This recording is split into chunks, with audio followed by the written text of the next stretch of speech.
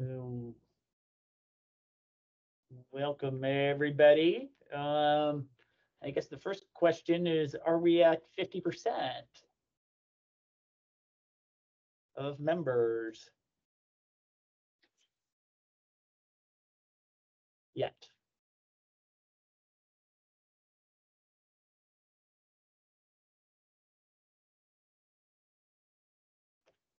I think so. I see Judy nodding, so I'm going to assume that is a yes. So, welcome everybody. This is our quarterly meeting for the Dispute Resolution Advisory Committee. And do we have any folks from the public or public comment?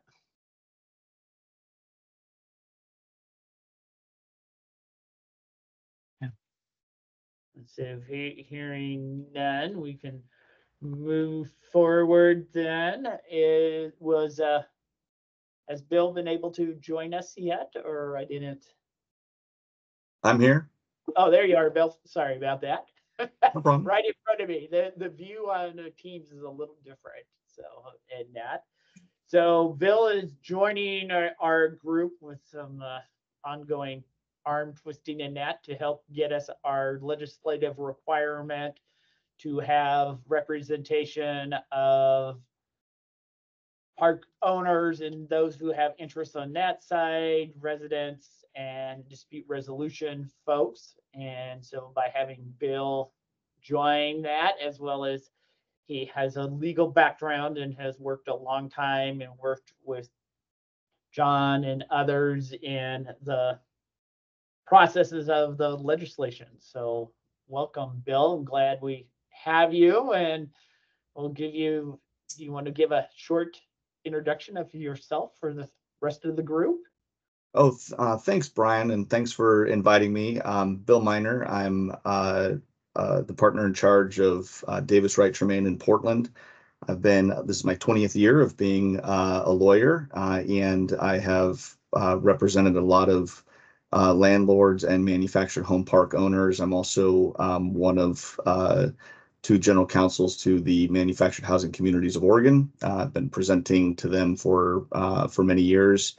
I see John Van Landingham is on here. John and I have worked together for a lot of years in discussing policy issues. I've also worked with Brian on mediations and Ken. I see Ken there as well. So happy to provide a landlord and property owner perspective to this group. I'm a big fan of mediation. When I'm not dealing with manufactured housing owners, I'm a commercial litigator. I think litigation is the least efficient way to resolve disputes.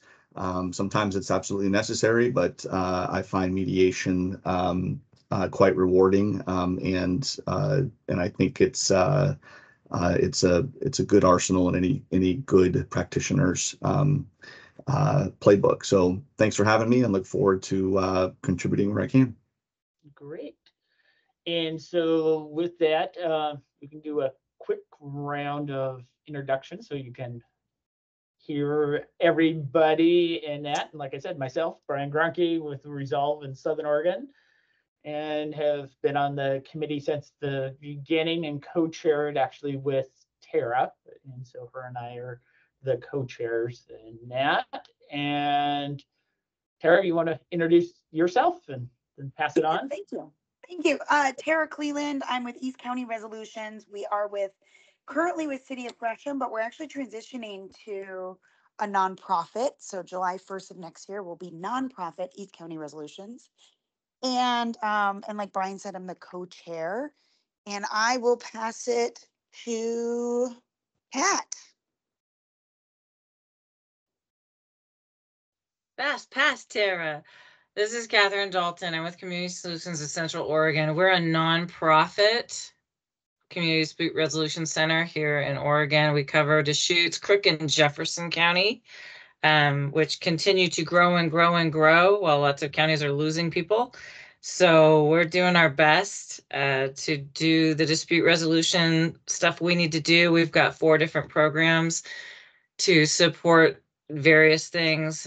We do pretrial small claims. We do parenting plan modifications. Neighbor to neighbor. We do all those things. And we also do the manufactured home park type of stuff, and that has really picked up. So I'm so glad to be part of this committee because the need's getting bigger. So, and I'm gonna hand it. Who do I hand it to? Gosh, I'll hand it to Carrie. It's all yours, yo.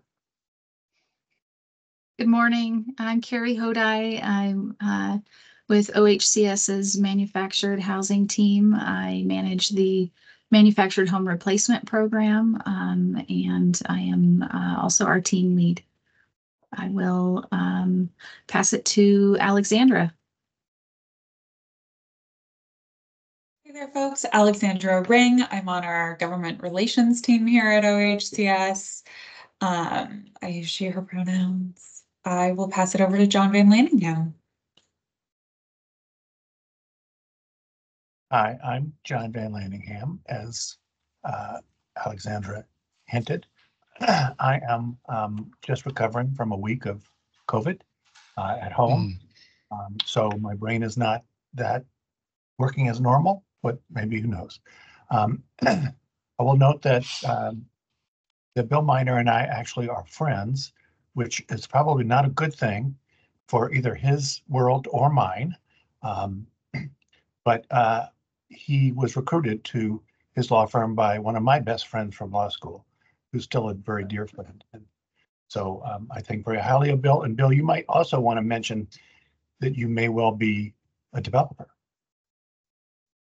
I am. So I have a small development with two business partners down in Yamhill County, and we're attempting to build an 18-space manufactured home park that will be targeting 60% AMI or lower for 100%, and we're in the process of applying through the ORCA process for GHAP funding for that.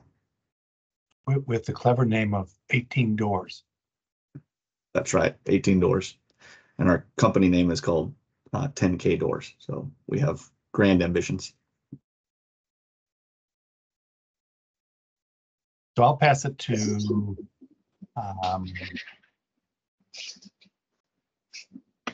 you want to do so? Samantha. Hi, everybody. Thanks, John.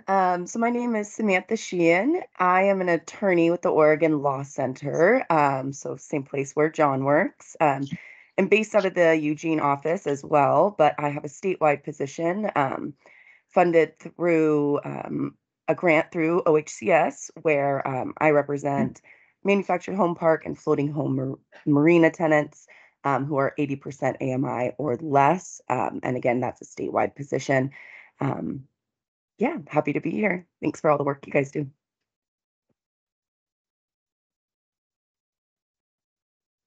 And I should pass that along, so I'll pass that over to Judy. Hi, everyone. I'm Judy, program analyst for Manufactured Homes Marinas Community Resource Center. And she's already smiling. Our new employee, Cindy, I'm going to have her introduce herself.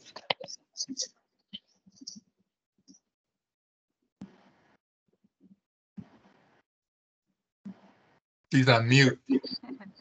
Hi, I'm Cindy Buckner. I'm a new analyst here, helping Judy out with registration for the manufactured home program. And I'm going to go ahead and pass this off to Rick.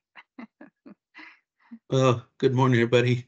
Rick Abrego. I'm the assistant director for the manufactured housing and MMCRC. We do have two other members, Angela and Pat. If you guys want to introduce yourselves, maybe Angela. Hi, I'm Angela Garvin, and I am the president of OSTAR and a longtime floating home marina tenant advocate.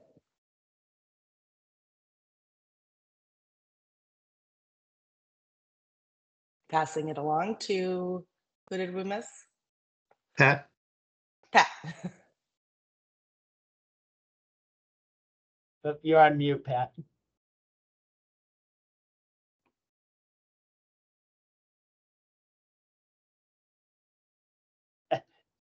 You're muted, Pat.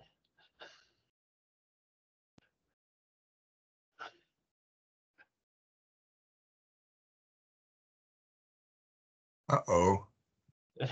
Oh, here come the notes. That's the It's gonna script it.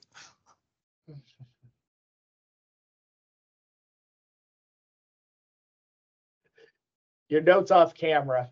So if you I don't know, Judy, I if know, you have I know, power to Pat. unmute her. I'm trying. Okay.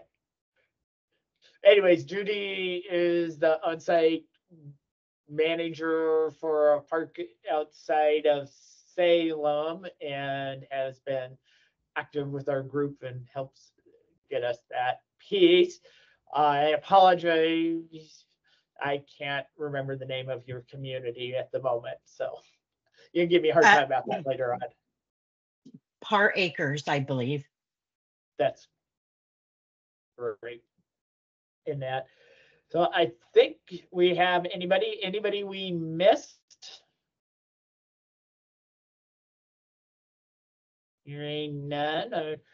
We have the review of the minutes from the April meeting. And are there any additions or corrections?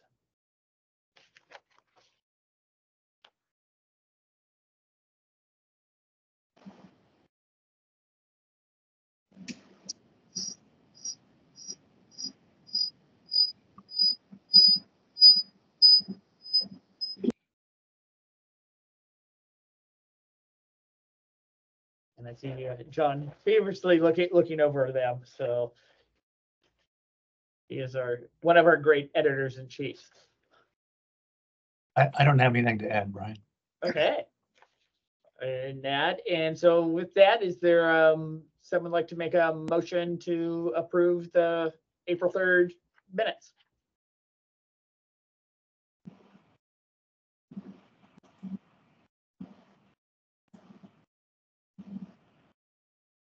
Pat, is that you trying to say you are motioning? Thank you. I see that the Angela head nod. seconds.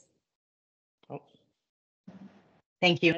All in favor, raise a hand or say aye. Great. Seeing all hands raised to unanimously pass. And with that, we're on to legislative updates with Alexandria and John. And maybe short and simple, being that we're in that little bit of a lull, but I know in the minutes we did say we wanted to have some time set aside in the January meeting for 4 areas of work.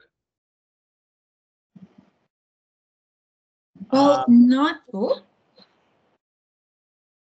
And I'm happy to give a small update when you're ready, Brian. yeah, go ahead. No worries. So not really a ton of updates right now. We are in a lull between bouts of legislative days. So last legislative days were in May. Next legislative days will be at the very tail end of September. So we all get what should be a quiet summer, whether or not that is reality. We are currently in the planning for our agency request budget here at OHCS. That includes legislative concepts. Many of our partners participated in some engagements that we had back at the end of May. We are currently in the process of kind of compiling all of the comments and feedback that we got and incorporating that into our POPs and LCs. So keep an eyeball and an ear out over the next couple of months for more information on that. We should be publishing that summary next week, fingers crossed. But that's all the updates I have for you for now. Great. And that report you're referring to is that even year legislative report? No, we will get started on that later this month. But yes, this committee does have an even year legislative report. That was the ARB report that I was talking about ARB engagement. But yes, we will be submitting Yeah. a report on this I just committee's got in the activities. reserve statute, this is September 15th is that deadline for even Yep. number year. So we'll be kicking that off literally in a few weeks. Great. And as far as participants, one thing is if you have any great stories or testimonials that from your work, please send those to Alexandria, because it's always nice for legislators to see testimonials. I think they like those. Yeah, and anything else we need to do to support you in that, LJ? Nope, I think the draft, I'll work with some program staff here at OHCS and we'll get that draft together and it should be pretty smooth sailing. Great. And it takes us into our new business, and I guess the one. Hey, Brian, Yes, could I also talk about legislative update? of course. So there is a lot of chatter statewide by both legislators, especially legislators in the Portland area, and manufactured home park residents about rent increases. Whether there will be legislation submitted for 2025, it's too soon to say, but there are, as I said, a lot of chatter about that. I would expect that at least somebody from the Portland area will submit something limiting rent increases further than what the current law is. The current law is 7% plus CPI capped at 10. I think for a lot of park residents, 10% a year, every year, is not sustainable for them. And they will end up having to lose their home. So that's the base. Whether anything will happen, it's too soon to say. In addition, there's been some other concerns raised, but I don't know whether they will go anywhere.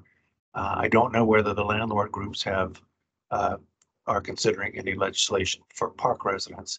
I believe that the apartment landlords are talking about something. I don't know that the apartment tenants groups are talking about anything. They're not talking to each other, which normally would involve me, but those days may be long gone in terms of cooperating between the two sides for either park tenants or for apartment tenants and landlords. In addition, at the April meeting, we discussed a number of concepts which had been raised as possibly needing legislation. And I think that's reviewed in the minutes that we got and looked at today, but I want to run through them again just so we all understand them. Partly because I had promised Alexandra that I would send her a list, and I did not because I've been gone and then I've been sick. Of those 4 issues, 2 of them apparently are still on the table. The first is clarifying who has the landlord authority in a landlord-tenant mediation.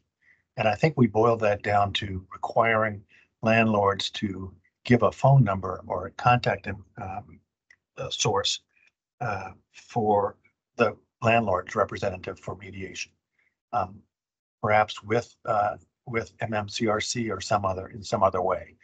That would probably require a statutory change. I don't know that HCS has the administrative authority to require that, but there's no current requirement in the statute that landlords do that. Secondly, and related to that, what about the penalty for landlords who don't cooperate in mandatory mediation? Is that per tenant, per all tenants, per only the tenants that have requested mediation? That's not clear in the statute. I wrote the statute. That's my fault. I didn't think about that. Again, that would definitely require an amendment of the statute. And then related to that is, what if they're competing tenant groups? Not unheard of. Often parks already have a committee of 7. There may be a different group of tenants that request mediation. not necessarily the committee of 7. And how does that work? Does a landlord have to negotiate with 2 different groups? Are the tenants required to cooperate together? All those things are unclear. So for those 3 things, I think they would require statutory amendments. I actually don't believe that there's a format for landlords and tenants to negotiate those 3 changes. I don't know that they're significant enough to merit a legislative effort in 2025. I'm not going to make it happen, so I don't know who might. I don't know of any particular legislators who are worked up about that. There are definitely legislators worked up, but not about those issues. And whether anybody might get interested in pursue those, I don't know. The other issues that we talked about and we decided didn't need legislation, one of those was from MMCRC and having to do with working with county tax collectors to simplify the special assessment process. You remember that since 1989, residents have essentially taxed themselves to support MMCRC. Started at $3 a year and went to 7. Currently, it's 10. There are a couple of counties where, quote, low value manufactured homes, which is a term of art, and it's a dollar figure which changes based on CPI year to year. It's only in the 4 large counties, Multnomah, Clackamas, Washington, and Lane, that low value manufactured homes are exempted from paying the special assessment. And the justification for that was that it cost the county assessors more to collect that small amount than it was worth to them. So I had not heard that there was any sort of effort by DOR. Department of Revenue manages the assessors. They don't control the assessors, but the assessors generally work with the DOR to be efficient. I think at the last meeting, Rick said that issue had been clarified and there was no need for legislation there, which is fine with me. And then the last issue is one that I've raised a number of times. I think I'm clear, but it's something that's an ongoing concern, and that is whether the $10 special assessment is enough to support MMCRC without having a budget request. I do not anticipate this being a good legislative session for anybody to ask for more money in 2025. And I would not expect HCS to be focusing, if it does, it will do for money requests, I'm sure, but I don't think that MMCRC would be a top priority for the department or for legislature. So it's important, I think, for tenants that MMCRC continue to operate. Rick has assured me that there's enough money there. I think Rick thought that I was asking whether there was enough money there to continue Samantha's position under Senate Bill 586. That's not what I was asking about, because I had heard from a number of HCS people over the last 2 years that there wasn't enough money to support the base program of MMCRC. Rick has assured me recently that that is not the case, that there is enough money for MMCRC to continue to operate without asking for general fund money. So as long as that's the case, I'll keep my mouth shut on that. But I do want to make sure that that is accurate and that we don't lose MMCRC. It's an important program for residents. I guess I would also note that the authorization for this committee and for Samantha's position expires on January 1, 2027. It got extended in, I think, the 22 session, short session, 24, 23. I'm reading Alexandra's fingers. I also have troubles remembering. It was 23 though. Yeah, it was House Bill 3151. So that got extended to January 1 of 27. So you have to back up and think about when it would need to be extended again. If there's legislative support to extend it again, both authorizing this committee and authorizing the money for Samantha's position. And you could wait till the 26th short session, but people like me get nervous about waiting till the short session because who knows, if there's a walkout, you're screwed. And so it might be wise to do that in 25. So that's my report. Great, thanks, John. And I guess a clarifying question, Rick, for you is, with that funding piece, is there funding for continue the grants with the CDRCs? Because I know that it also gets funded out of that process as far as that assessment. Yeah, because we didn't use any of the MMCRC funds for the last distribution, so we're okay there. Okay, great. And with that, we'll insert at this point, there is actually 2 CDRCs that are now serving Multnomah County as well, that have done a startup funding through the OOCDR grant process, and they've both been awarded that. They're both nonprofits, and one is actually the agency out of Clark County across the river, and then a new startup with some community mediators that are starting a new nonprofit as well, but they have began services as of July 1st. So that's exciting, being that what was Resolutions Northwest is no longer participating in the OOCDR process and is no longer actually functioning as a community dispute resolution center. So on that. And with that, being that we were talking about rent increases, it sounds like a great segue to Ryan, who was going to talk with us about rental assistance and that the program he's responsible for. And then we can let him get along on his day if he wishes after that. So, floor is yours, Ryan. All right. Thank you, Brian. My name is Ryan Vandenbrink.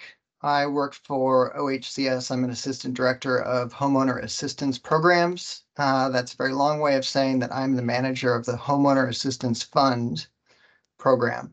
So thanks for all the work you're doing on this committee and promoting alternative dispute resolution for these folks. The HAF program that we're running is winding down. We expect to make our final payments in February 2025, but we still have capacity for 300 or 400 new applicants to come in the door. The HAF program provides financial assistance for homeowners who are financially impacted by the pandemic. Financial impact is a decrease in income or an increase in housing costs related to the pandemic. We provide up to $50,000 to reinstate housing costs, which is mortgage, taxes, lot rent, HOA, and up to $10,000 in ongoing monthly payments, which would go until February 2025. We can assist homeowners facing foreclosure and loss of their manufactured home. We can assist homeowners facing eviction for unpaid lot rent. We are expanding our eligibility criteria so that we're going to be serving homeowners who have received a 10-day notice before the eviction process starts.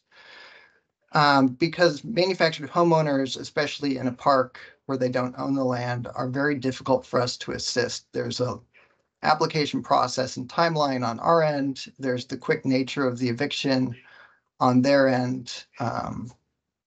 And then we are also requiring homeowners, as we wind down, to apply through a housing counselor that they can find on our website. So that adds time too.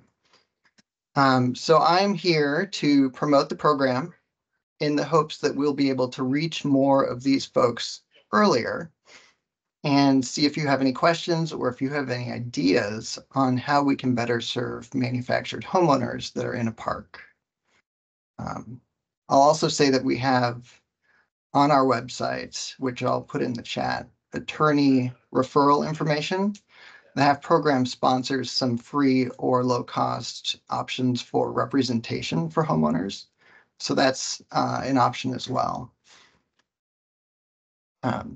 So I'm just coming in for a quick plug of the program to try and help serve these folks. If you have any ideas or questions, let me know, or I'll put the website and the homeowner email in the chat for everyone. And a quick clarifying question, Ryan, does this cover marina and floating homes or just manufactured within a community? Yes, we do help people with their mortgage fees or marina fees as well. Now we have that additional M in the name now. I had to check. Yeah, good question. Ryan, can I ask a couple questions? Please. Absolutely. John, I assume this is one-time only funding for the Yes. for homeowner? Yeah. Have you had any concerns about fraud? Our application process is a little bit longer, so we do our best to weed out fraud, both from the homeowner application and servicers or park owners on both ends. And have you seen any? We have had to flag a few applications because they appear fraudulent. Yeah. Thank you.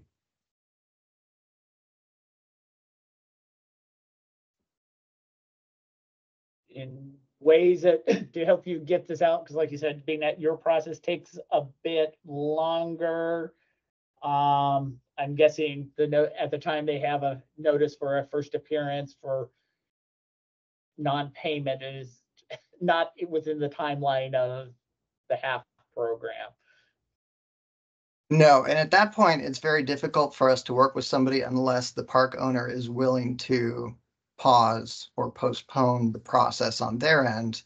And we're able to convince a lot of park owners to work with us because it is essentially money that is in the form of a forgivable loan if they continue to own the property for 5 years. So a lot of park owners will work with us, but there are some that have been very difficult for us to work with. So Ryan, putting on my lawyer hat, the termination, the law regarding termination for non-payment has been amended fairly recently to allow tenants to pay the rent and avoid eviction up to the removal from the home by the sheriff. So it's not just the 10-day notice. And if you're finding landlords who won't cooperate, you should definitely refer that tenant to Samantha or to their local legal aid program. There's an eviction defense program that the state has been funding based in Oregon Law Center. One of those lawyers is in my office in Eugene. They are very effective at getting landlord compliance with those laws. That is good to know. Do you know offhand what that law is so that I could look it up and we would have that reference? I will send you a link. Okay. And I guess along that, is there funding available if they do get a lockout and the home goes into a storage agreement, that it is still able to assist and get the home back to the owner at that point? Or I see Bill saying, Yeah, no, once we're to a point of a storage agreement, the tenancy is terminated. And I think, and John is correct, although I don't think it's to the possessor of the home. I think it's up to trial. So I think that you can pay the rent amount under the statute under the notice up to the time of trial. But once I think trial happens, that's the point. But it's still a solid, I think almost month to 6 weeks that payment has to be accepted by a landlord. Here in Deschutes County, when we go down to district court, they can literally walk in on the day of mediation, on the court date. If they have that check in their hand and they go to the window, it's over. Yeah, and definitely. Yeah. And then so that's first appearance. But even if a trial is scheduled 3 weeks out or 4 weeks out, right. I think the tenant can show up on the first day of trial or at the trial date and hand a check, and under the statute, the landlord has to dismiss. Yeah. Yes. Yeah, Bill, that's my understanding as well. This is Samantha here. That's kind of how we've been operating, is up until trial. Essentially, like, if you want to pay it, don't start your trial. It's kind of been our strategy there. And I think from the landlord perspective, the rationale to work with everybody is that, to pay somebody or to just take the time to prepare for trial, knowing that that money is coming, it would behoove them to set that trial over or do something like that in order to, at least that's what I would advise my clients. Yeah, my one concern with the my concern is somewhat along those lines, right? Because if there is a term for the loan that it's forgivable only if you keep the home for 5 years as your primary residence, right? But a lot of these tenants are approaching the end of these homes being financially viable for them, right? Like they're not going to be affordable anymore. That's why they're in this position. And if rent increases continue every year, which, it's pretty regular now that they are at 10%. If someone is already struggling to meet their rent payments every month and is behind, I could see that term being a problem for landlords who are looking at a situation where someone's pretty far behind in their rent and they see the term that they're going to have to keep this home as their primary residence for it to be forgivable. That I don't know if that would impact a landlord's decision to be cooperative with the program, but I do think that term may make these loans. It may pull a lot of people who get this in manufactured home parks out of that forgivable category, which concerns me for my own clients, right? I mean, like a lot of clients in these situations, they're one disaster away from not being able to pay their rent anymore. And you never know what's going to happen. We saw it with the pandemic. Who knows what's going to happen in the next 5 years, right? And so that makes me a little bit nervous in terms of like referring clients to that program, simply because what in the world would they do if they did get evicted and now they have a 20, 50, however much $1,000 loan that they're going to have to repay, right? I mean, it could put people in a pretty precarious situation. So I guess I'm curious a little bit about that 5-year requirement, and if you could expand on that a little bit, that'd be great, because that's just getting my legal aid nervous feels all going. I guess one follow-up I'll add to that, and hopefully you could address, is often these folks have financed the manufactured home as well, and sometimes that is actually the same company as who is providing the space. And so that need to differentiate between the loan on the structure versus the space rent, I guess, is another area that I think is a little odd in this situation. So we can help with both the loan on the structure and the space rent. For homeowners that are in a park, what we do is we take a subordinate position in their registration with DCBS. And so we'll execute a security interest form. DCBS will put that in the registration. And then that, after 5 years, we'll release that. The loan that the homeowner signed, to answer your question, Samantha, is not a personal loan. It only attaches to the property unless there's an instance of fraud. So if we discover somebody's committed fraud in the application, then it would attach personally. But for most homeowners, it is only attached to the property. So if they're in a walkaway situation, we would not go after them personally. Oh, that's great to know. Thank you, Brian. Yeah, that would definitely make a big difference for a lot of clients, because often if you're getting evicted, especially for non-payment, you're not going to be able to redeem your home during that abandoned property process anyways. So yeah, that makes a lot of sense. That makes me feel a lot better. Thank you.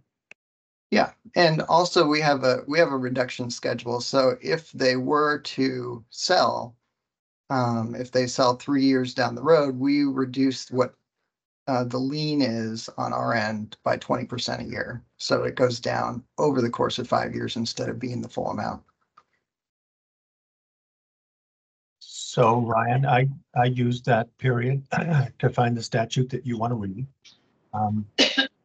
And that is ORS 90.395, which addresses what a court does with a tenant tender of payment. And it's tender. It's not the actual, you can't make a landlord accept a payment. So it's a requirement to tender the payment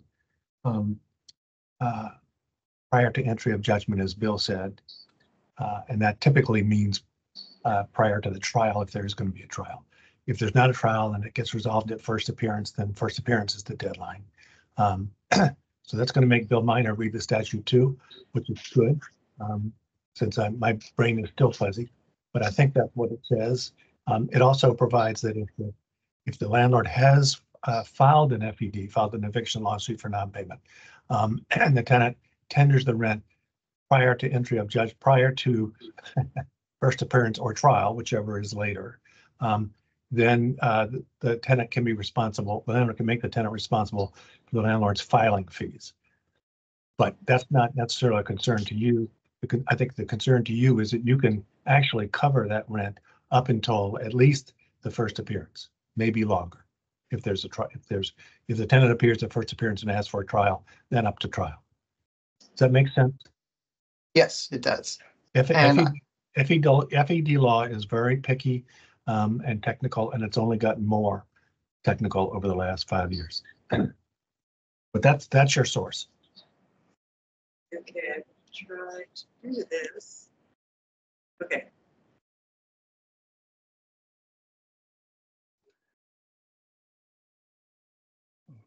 Pat, if you could take your note just a hair, we could only see pieces of it. She said that evictions for non-payment, often there are other problems within the tenancy as well.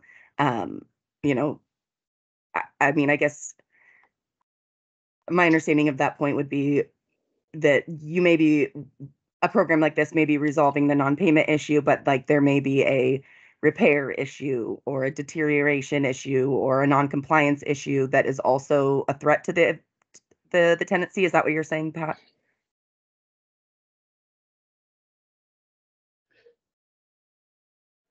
I see her nodded. I guess the other piece that Pat brought up was the 3 strikes, which is unique in that if they've received 3 notices for non-payment, it becomes a non-curable situation for that tenant. And I see Bill nodding his head. So I'm not an attorney and can't give legal interpretation. So, but I see him nodding. So I'm guessing I have that right. Pat, Ryan, let me, this is Angela, do you, and I want. oh, sorry, Angela. Go ahead. Ryan, I wondered, this is Angela, I'm president of OSTA. Would you want us to promote this program on our resources page to our members? Yes, I think that would be fine. Okay, how can I contact you after this? I will put my email in the chat. Perfect, thank you. So one of the things we do as a CDRC, and Pat, not if I'm hoping I'm following more of what you said when you say there's other problems too. Is that part of the non-payment of rent? When someone calls us, if it's an MMCRC referral, or they've called us directly and they're covered under the MMCRC grants, we have other social services referrals that we know of, community sources that we locally here in Central Oregon can refer them to.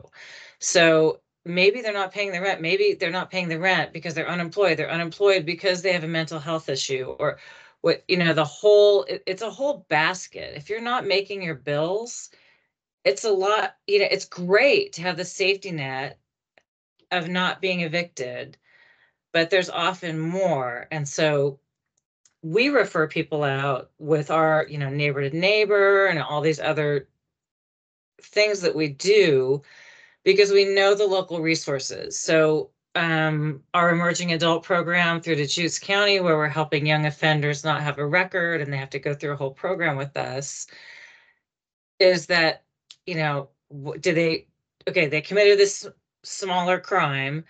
Why did they do that? Did they not get a GED? So we have these other resources that we refer people to. So it's that bigger. So Pat, when you were saying there's other issues, were you talking about that more macro thing, that it's not just, yes, get that Band-Aid on, don't get evicted, but you know, the resources the community resources that go beyond that. Is that maybe also what you were sort of getting at, Pat? Tom? Okay.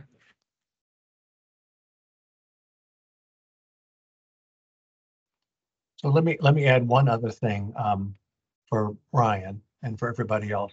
State law now requires landlords who give termination notices based on non-payment to include a form that is in the statute that the Department of Justice wrote, actually maybe I should say Sybil Heb wrote, and Department of Justice edited, which advises tenants who get a non-payment of rent notice that there may be rent assistance available to them. It doesn't necessarily link to Ryan's program, but it does suggest that the tenant call 211, and hopefully 211 will know about Ryan's program. And if not, Ryan, you might want to make sure that 211 knows about your program. So this applies to not just park residents, but all tenants statewide. And that statute is 105.136, and it's linked by the statute I mentioned earlier, 90.395. Okay. 211 does know about our program, but I don't know if they specifically know that we can help with lot rent eviction. So I'll follow up with them. Great, thank you. That's great.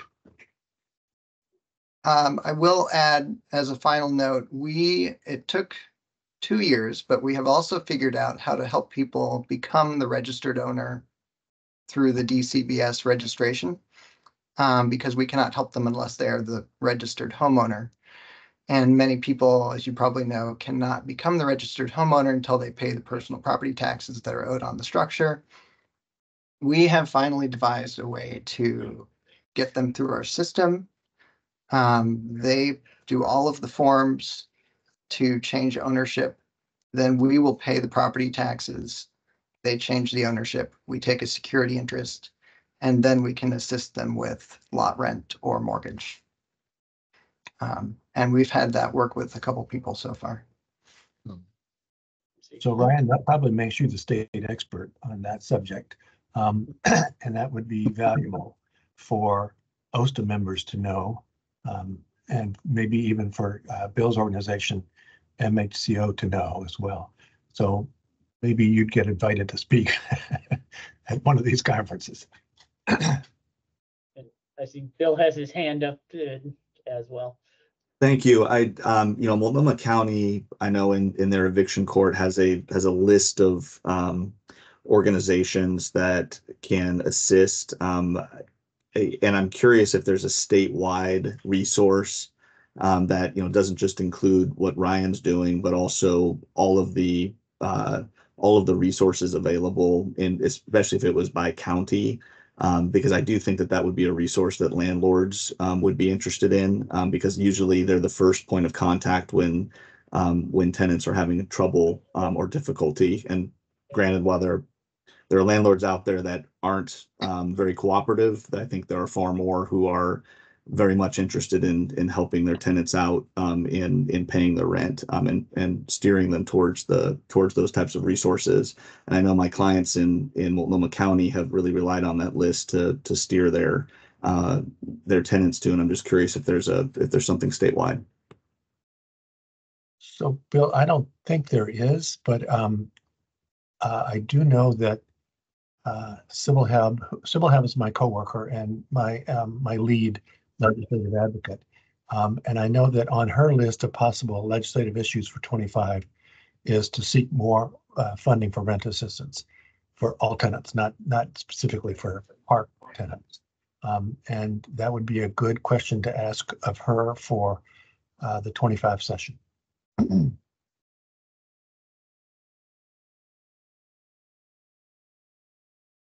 Great. Anything else for Ryan?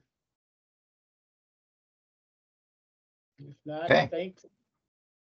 Thank you for the opportunity to meet with you all today, and I will go ahead and sign up. Okay.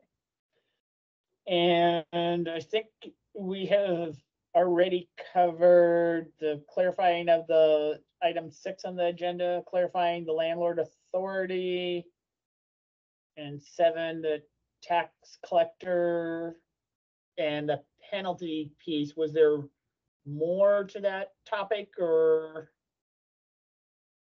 than what was shared by John?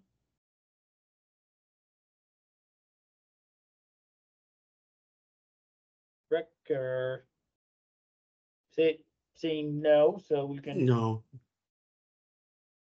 cover through those. And then Kara is here to talk about the Division 7 revisions, which is the Oregon Administrative Rules, which is the rules that public comment get made and inputted on, which help their MMCR administer and run the law piece. And it's been a long time, I know, since they've done an administrative rule update. And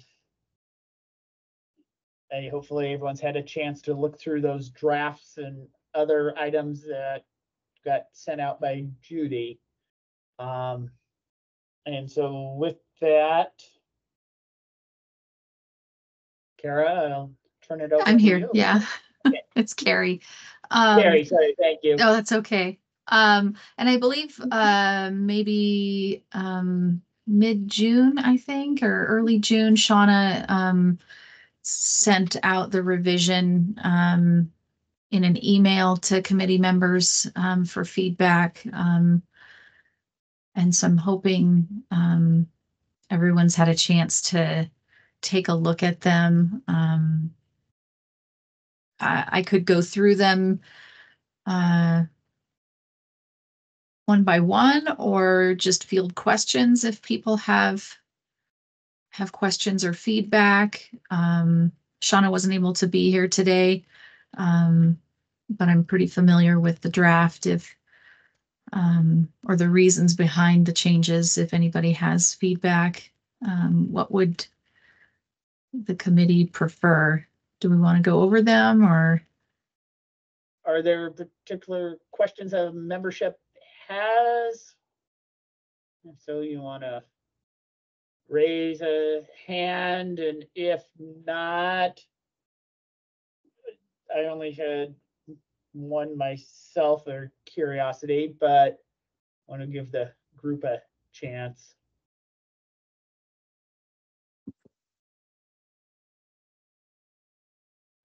Not seeing any. I guess my one curiosity is under ORS 456.4.3, it says you're supposed to adopt rules about park closure, and I didn't see that addressed in the draft piece, unless something else has changed. Park closure rules are under Division 65. It's a different division of rules. This is for Division 7. Okay. And there are rules for park closure. Okay, yeah, no, I could send those to you like if you I said, if you want to see weird them. little chunk that was in a different section of statute that's all by itself. So Yeah. perfect. So- I guess my one other curiosity. Yes, Bill, John. So two things. One, with regard to park closure rules, I wanted to note that Senator Floyd Prozanski had contacted me and Sybil a couple of weeks ago, because a constituent had gotten a notice of park closure, and she was concerned about the small amount of money that she would get for the closure. And she went online, looked at the statute 90.645, and found that it was, for her single wide, it was only $6,000.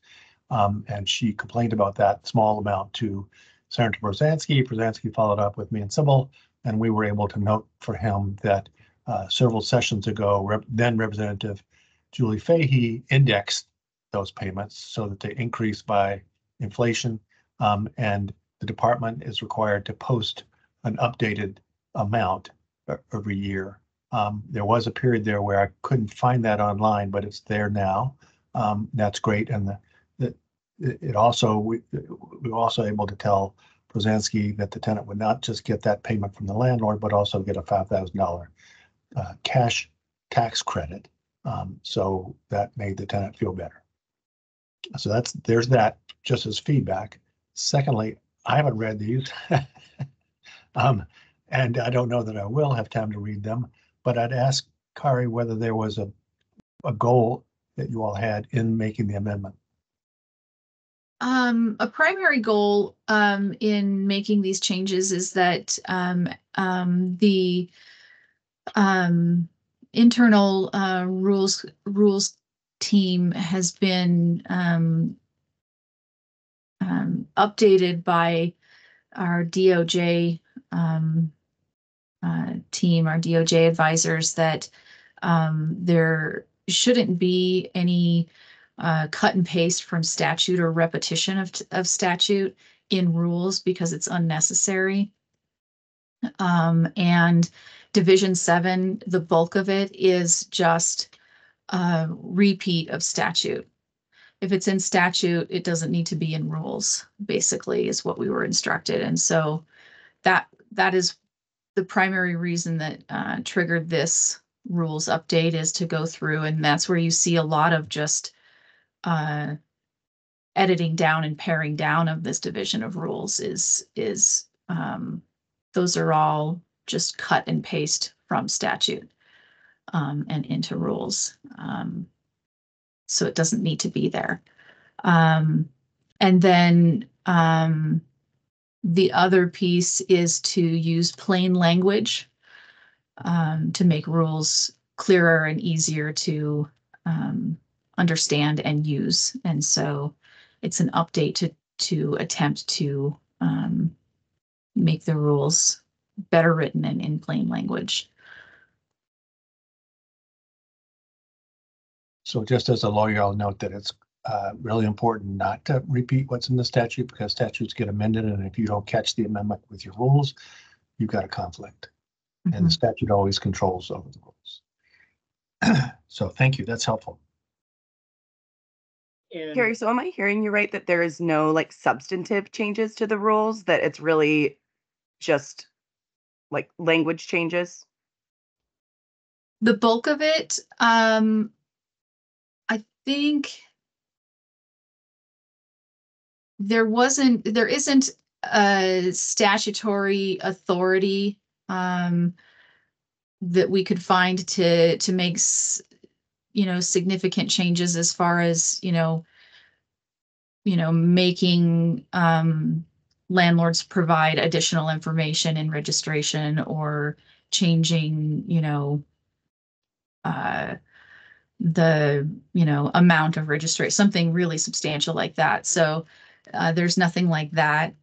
It's a lot of clarification as far as how to send it in, where to send it, making it easier for like if as John pointed out, if there's a legislative change and we have to update the rules to match that change to statute, changing rules is a pretty lengthy process. And so if you write the rules to begin with so that they can keep up with legislative change, instead of having to change the rules every time there's for example, if the dollar amount of the registration changes and we have that dollar amount listed in the rules, we have to make a rules amendment every time that dollar amount changes, versus just having in the rules that registration shall be whatever the dollar amount is in ORS, whatever the number is. Am I making sense? So it's really trying to make the rules clearer and make more sense and lead to fewer rule changes is kind of the idea behind this. No, that makes total sense. Yeah, absolutely. I mean, that's like great administrative law writing. It's a good way to go. I guess so. Because I know we talked about the reporting requirements a bit, and that had been kind of a point of frustration, and just for a lot of people, like just trying to figure out who the heck we're supposed to talk to when we're working with the park, right? And having good contact information for them. Did DOJ take a look at the governing statutes and say that there's not power for you guys to legislate there? Because I don't know, in the way that I had read it, it did seem like there was power given to OHCS to write rules about the registration process. And so I guess I'm just curious, honestly. We can ask that question. This draft hasn't been through DOJ review yet. So we can field that question when we have them review it. If they give us clearance to add that, then we can revise this draft and see if we can add that. I mean, I think it'd be worth it. You know, I mean, after we heard John's update, like the legislature, of course, there are things that need to be fixed, right? But when we're looking at like reporting requirements and, you know, notice requirements, things like that, that aren't necessarily related to evictions and the, you know, housing shortage and homelessness crisis, I don't know if we're going to really get this, you know, get the support that we would need to push kind of those types of laws through that are more kind of like these fixer laws while there's these other kind of big things on the table. And so if it's possible to ratify or like to fix that issue within a rule change, I do think that that's probably going to be the most effective way to do so, at least in a timely manner, right? If we don't want to wait for a couple of years until the legislature decides they'd prefer. So I mean, I think it'd be worth it for you guys to look into that. But that's just my 2 cents. Obviously, it's up to you guys, but I do think it'd be worth it. So let me add something, Kari. I think as a lawyer, I think that the department has authority to fill in procedural gaps. But the closer you get to substantive, I think the more difficult it is to justify the department filling the gap. For example, requiring the landlord to list a contact name and number, I think makes sense. Providing for how much the penalty is probably doesn't make sense, probably is more closer to a legislative function. But I'm not your lawyer, obviously, and DOJ makes that call. And I think it would be worth asking it. But let me give you an example that involved HCS long ago, not regarding manufactured home parks, but having to do with source of income discrimination. When that law was passed, prohibiting landlords from discriminating on the basis of Section 8 rent payments, it was negotiated by then Speaker Kotek in a work group, a large work group with landlords, HCS, tenant advocates, housing authorities. And we recognized, I was part of that group, we recognized that it would be concern to some landlords that they would have to rent to Section 8 tenants.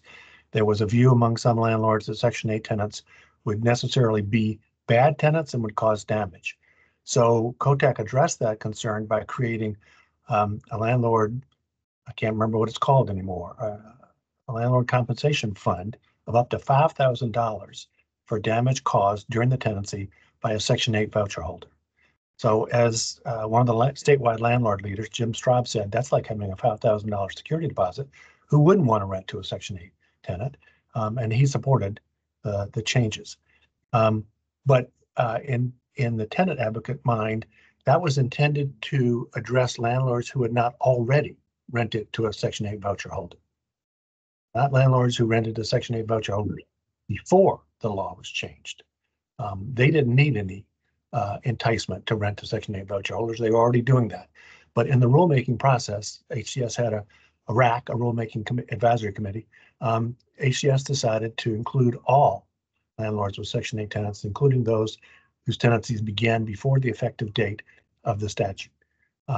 That proved to be a costly decision. And we quickly started running out of the money that Kotek had gotten allocated for the program. And so a year or two later, HCS had to go back and amend that statute. But I would have to have said, I mean, at the time I thought, well, I don't agree with the decision. I wouldn't have done this if I were HCS, but I didn't challenge HCS's authority to do that.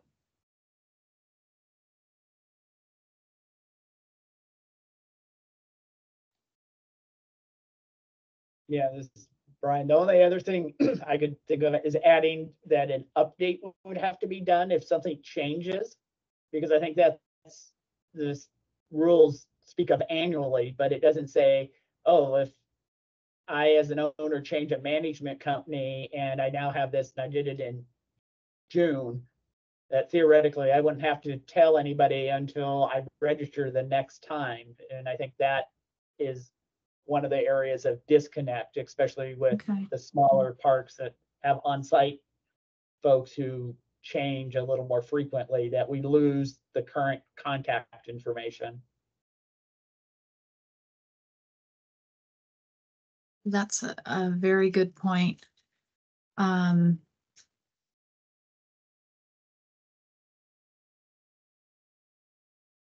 taking notes. Yeah, no, that's what I.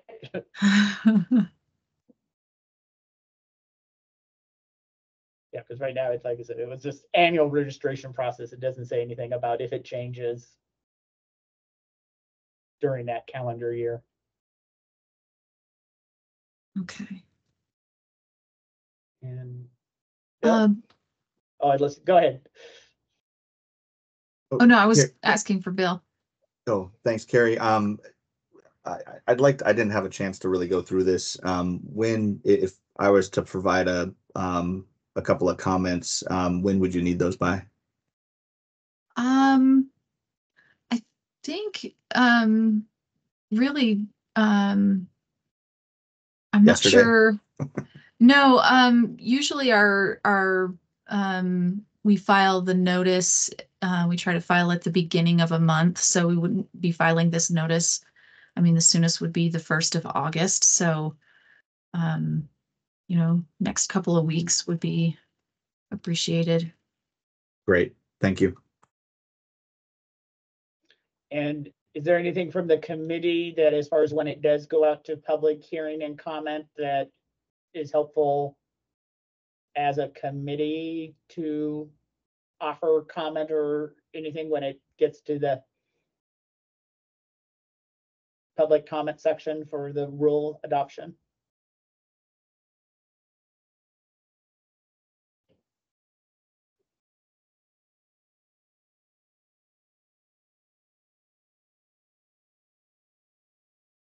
Doesn't sound like it. Great. Anything else on the Division 7 revisions? If anybody thinks of anything after the meeting or has any questions, feel free to email Shauna, me or Rick, and we can try to answer those or forward them on. Great. And so with that, we can move on to our data reporting with Ken and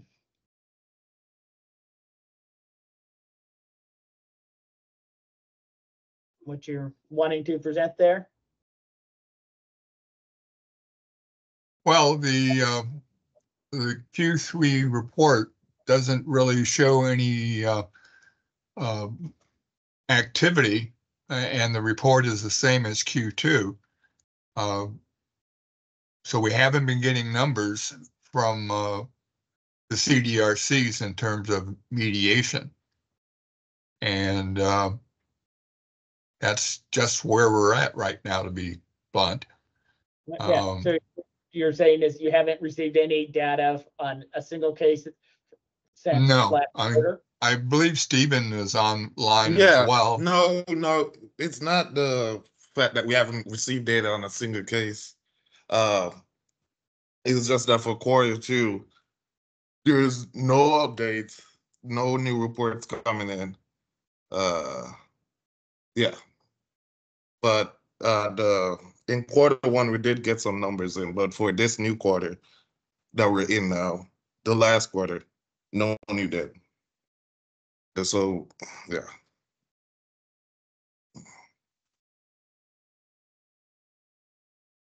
So is there an actual deadline that we try to have the CDRCs get their quarterly data in? And I know I might be a offender of this as well, but I don't know.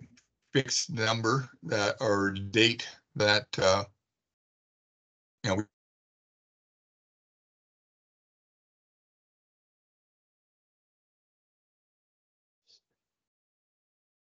Sorry, Ken, I think you froze up.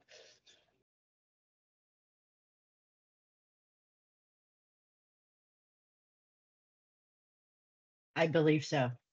Okay, I don't know if Rick, you have an answer to that as far as, I Well, know we have our quarterly grant reporting as far as spending, if there needs to be some reminders with that, I guess is where I'm curious. yeah, it's a live program, so I mean, in all honesty, I mean, the perfect world, we'd like it to be reported as soon as it's done. That way it's up and it's live and we could pull a report. And correct me if I'm wrong, Stephen, if it's reported yesterday, it should be on our report today when we pull it, correct? Yes. Yeah, yes. so up to the, no real cutoff then, it's just up to the date that we pull the report. And more than likely, we'd pull the report at the end of each quarter. So if we just need to send out a reminder to the CRSCs to just, electronically report them as soon as they're completed, that would be fantastic. I mean, plus it might make the work easier so you're not loading a bunch of different ones before a cutoff. But I would say the cutoff is just because it is live, it'd be the end of the quarter.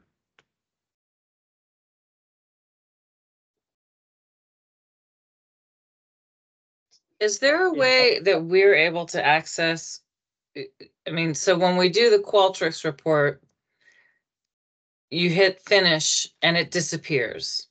And we don't have a way to get in and see what has been put into that for our center. So when I'm handing my admin the data and things like that, we don't have a way to go back. Like we have our relationship manager software that is for other mediations and stuff. So there's an internal control for that. But is there a way that the CDRCs can get in and look at what has been input for their center, so that we have a way to cross-reference and see if, if there's a folder that has different data in it, that we can double check that all of our clients have been put into your system? Because once you hit finish, it disappears. Yeah, now to I'm us. back. So, yeah, I'm back now. Maybe I should just kill the video, and that might make things easier. In any event, I'm not sure where we left off, but Yeah, Stephen was going to answer that. Stephen, can they see that live, or is there access to that? I'm not 100% clear on what the question is asking. If you're asking if that after you submit the report in Qualtrics, you can see the completed version of that report. Or I guess, Stephen, to clarify, what I think we're asking is for us to have a cross check to see if we've missed a case or anything, of if we had two people putting in cases into Qualtrics, that there's a summary list to say, this is what's been entered for this quarter from, Community Solutions. So we can cross check to see if we've missed reporting. Yes, thank you, Brian. That's what I'm saying. Because there's an email verification that comes through, but if you have numerous people entering these reports in, then that's a lot. If there's some way to pull a report, some way for us so that we can cross check, that would help. Because to go back case by case and enter, cross check all of that email by email confirmation is just very clunky. So what that might look like is a date and a case number that it got submitted in a report from yours that would come to the CDRC to say, here's what you've put in, monthly, bi-monthly of some. And like I said, I think all we would need is a case number because I know that gets entered and a date.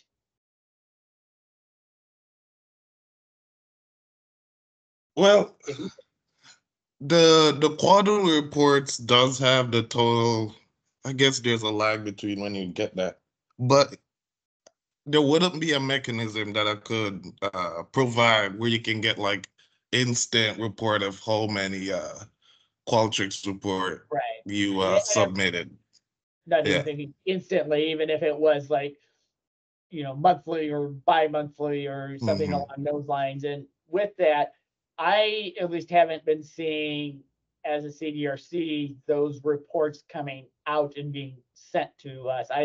Haven't received one. And I know don't remember seeing one for even this meeting. Where I'm a little There was confused. Where nothing to send, saying this essentially. report gets sent out. The last email that was sent out did include the Q2 reports. Like I do remember seeing that because Judy asked me for it, and it's not the one that has the agenda, but there was one that got sent out before that has the Q2 reports attached to the email. No, And in that, I did Hmm. see that, Stephen. Okay. It was great to have those numbers. The problem is it comes through as just numbers. And Mhm. so it says number of cases, number of this, that. And we Mhm. don't have a way to to cross-check that number, because that report that came out, again, it was great. Mhm. But then we don't have a way to actually pull it out of our CLM manager to then make sure we got all of our stuff in. Because there is a case that when you're putting that into that report, there is a case number and everything. So, and we also have typically, for at least for our center, we have kind of frequent flyers. So we have, the same tenant is going to contact us multiple times. Maybe because they're maybe the most vocal in their in their community. And so they're a little braver and they contact us more. And so so sometimes it's phone calls and things like that. And there's no measures. I mean, I wish, because our reporting that we do for the University of Oregon CRC is that we get credit for like just doing counseling on the phone when it never made it far enough to even put into a report. But we were there for these manufactured home community people to call us. And so it doesn't even escalate to the point of whether there was a mediation or not, but we were there to provide support and so forth. So that there's a lot of numbers that are lost. But when we do get far enough to actually add something to this report, I have no way of going. What I do, at the end of the month is I go and make sure in all our other places that everything we've done was reported. And once we send it, it's just a number. So I can't, I don't know. Okay. I don't know Okay, if, I think do you okay, see I it? think I I mean, get. if I had a way I could audit our own, what we've input. I don't know if the system will allow us to do that, but it'd be super helpful. There are some there are some possible workarounds, but I will say this in my honest opinion, uh there would be better reported mechanisms that we could use to make it streamlined for everybody. That would just take a lot of work. But in the meantime, I think what could be possible is that for each uh for each CDRC, basically give back the raw, well, I can format it a bit, but basically give back the date of everything that has been submitted by the CDRC. So you'd see the the start date of when a mediation report was submitted, the end date, everything that was inputted in the form, even if it was not completed, because here we're just counting forms that are completed. So basically just a raw file of everything that center did. That is something that we can work around, but I can provide. But the other things, there's still going to be a lag. It wouldn't be an automated process. It would be on a requested basis. Like, hey, could I just get a file of everything that we reported to you guys? That is possible. I don't know if that answers the So what question I'm or hearing, helps. Stephen, no, that totally helps. So what I'm hearing Okay. is that if someone requested it, you would be able to parse down through that data and say, you know, this is what you told us. These are the numbers. Yep. And then, okay, so on a request basis, and I don't want to cause you work, but is that easy data to parse and get to CRCs that ask? Okay. It's simple. It's simple. Okay. But all right. Yeah, I don't want you sending them out to yeah. everyone because probably not everyone wants them. So don't do Okay. that work. Don't set that up for yourself. I don't want to set you up for that either. And of course, because of the way that Qualtrics work, it's best if you email me and we can go through the data together and basically just like interpret the data in a sensible way for you too. Yeah. Stephen, the big one is like, oh, I put in 5 cases and I go back and I have 6 on my desk, and it's like, okay, which one did I not get into the system? And it's be able to tell a good story piece that we want to have them in and be compliant, but it's like, oh, how do I figure out which one's missing? Yes, Brian feels my pain. So sorry, you guys. Thank you so much, Stephen. Yeah, and with that, Rick, that is something that needs to go through your office, or can CDRCs directly contact Stephen? What are you wishing? Let me, I don't want to answer yet, only because I don't know what that's going to entail. Let me talk to Stephen and see. It's all about capacity, right? So it may be something. I'll get back to you guys on that. And I'll just send out an email on that once we discuss it internally and figure out what's the best way to do it. Okay. Is that fair? Yeah. Yeah. Great. Okay, anything else? Our next meeting is October 2nd.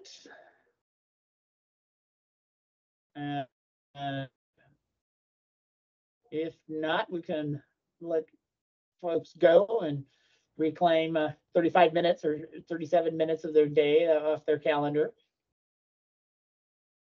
And have a great day, everybody. Thanks, everybody. Take care. Thanks. Thank you.